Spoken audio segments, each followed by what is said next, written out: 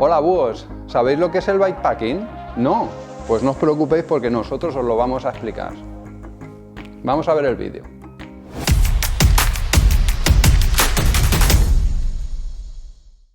Los orígenes del bikepacking es en el siglo XIX, donde ya había algunas personas que intentaban atar bolsas a sus bicicletas para transportar diferentes cosas.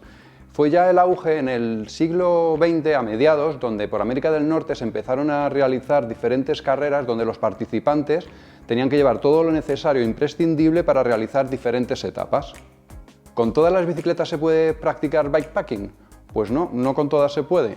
Habitualmente se ha estado usando la bicicleta de montaña, sobre todo la semirrígida, ya que tiene un cuadro que es convencional y se pueden adaptar bolsas para transportar los diferentes utensilios que necesites, además de ser un cuadro robusto. Otro tipo de bicicleta también que se está usando o que se ha usado bastante, no por aquí por España, pero sí fuera de Europa, son las bicicletas híbridas o de trekking.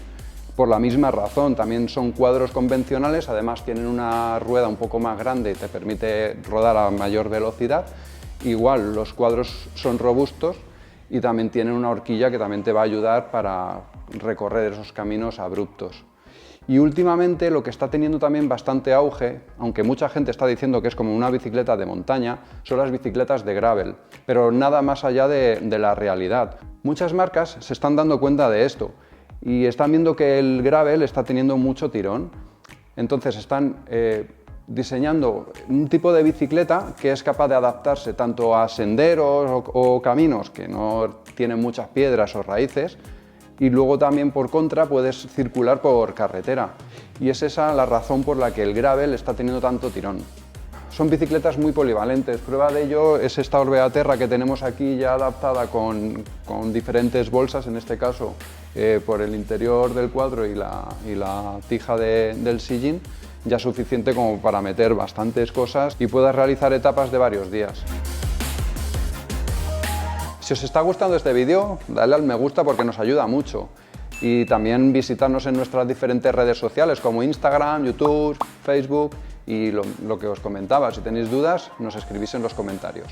En el mercado nos vamos a encontrar una variedad de bolsas que se podéis adaptar a las bicicletas. Ya he comentado antes el caso de la de tija o la de la bolsa, pero también se pueden adaptar en la horquilla o incluso en el manillar de la bicicleta.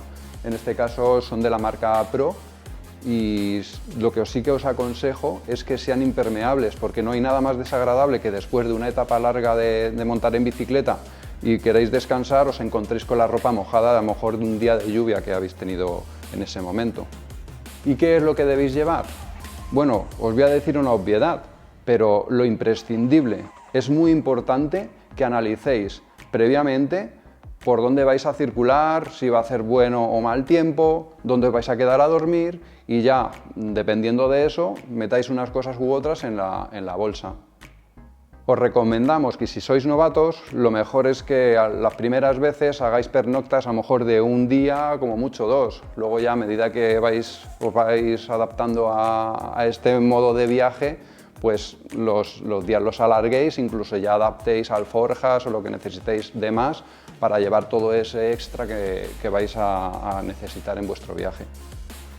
Existen diferentes webs donde podéis ver diferentes rutas que hay por España. Hay una, por ejemplo, que es bikepacking.com, en la que si os metéis encontraréis infinidad de diferentes niveles.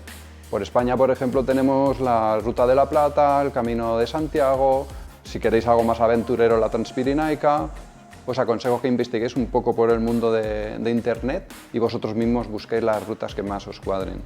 ¿Habéis hecho alguna vez alguna ruta de estas? Si es así, dejádnoslo en los comentarios, que nos gustará saberlo y os responderemos si tenéis alguna duda, ¿vale? Nos vemos en el siguiente vídeo. ¡Hasta luego! Pues vamos a grabar otro vídeo para YouTube. Y aquí estamos con los chicos de Craft Video, que hacen unos vídeos fenomenales. Ahí les tenéis. Pero lo innecesario. No. Del gravel con... Dale, dale, entra, no te vayas a quedar. Y es que es el plástico... Vale, sí, mejor.